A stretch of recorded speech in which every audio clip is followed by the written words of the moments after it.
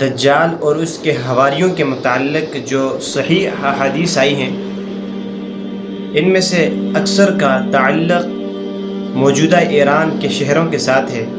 دجال کا خروج اصفہان سے ہوگا اور اس کے ساتھ 70,000 یہودی ہوں گے۔ خوز اور کرمان کے بارے میں بھی صحیح احادیث موجود ہیں۔ ان احادیث کے کیا معنی لیے جائیں اور ان کو کیا سمجھا جائے، اس کی دو صورتیں ہیں۔ ایک صورت یہ ہے کہ ایران پر مکمل یہودیوں کا کنٹرول ہو جائے گا، وہاں ان کا قبضہ ہو جائے گا۔ دوسری صورت یہ ہے کہ حکومت جو ہے، حکمران یہی رہیں گے، لیکن اصل حکمران جو ہیں وہ یہودی ہوں گے۔ اس میں کوئی تعجب کی بات نہیں کہ ایران میں زمانہ قدیم سے یہودی بسے چلے آ رہے ہیں۔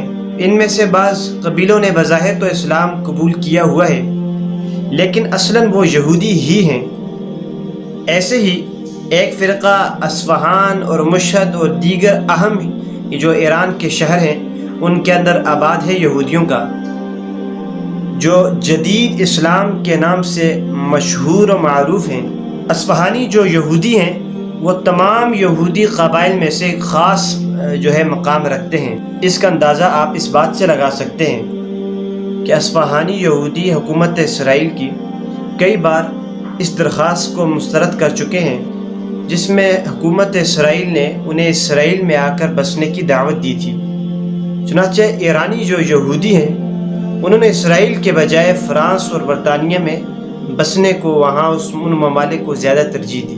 کیوں تو ایرانی یہودی ماؤں نے ایک سے ایک بڑا یہودی جنا ہے، لیکن یہاں اختصار سے کام لیتے ہوئے دو یہودیوں کا تذکرہ مناسب سمجھوں گا۔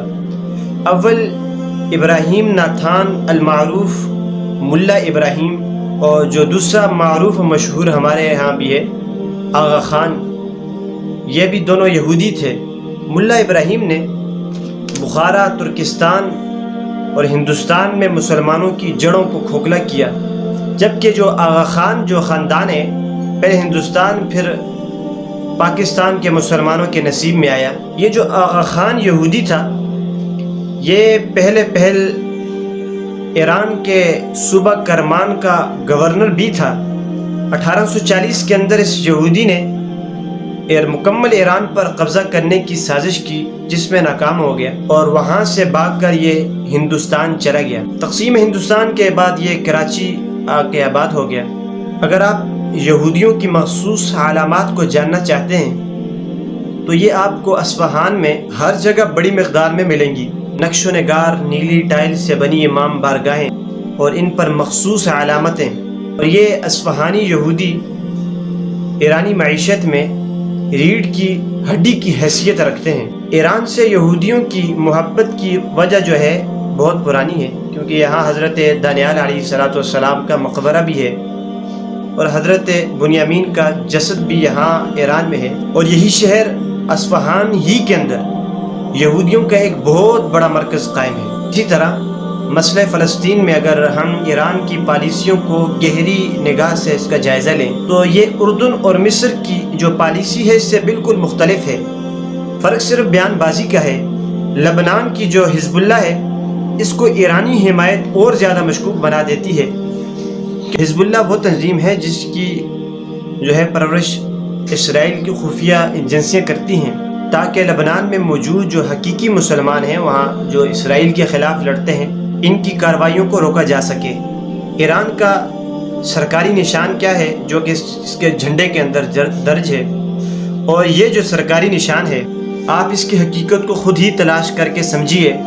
یہ جو سرکاری نشان ہے یہ حقیقت میں یہودیوں کے ہاتھ جادو کے اندر بڑا مؤثر سمجھا جاتا ہے۔ ایران کے سرکاری طیارے پر ایک بزرگ کی تصویر بنی ہوئی ہے جو کہ ایران کا سرکاری نشان ہے، اور ڈیگون نام ہے اس کا۔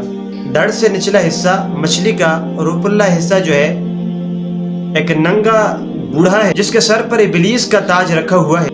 یہ رزق کا خدا ہے، اور یہودیوں کے ہاں 2500 قبل مسیح یہ پوجا جاتا ہے۔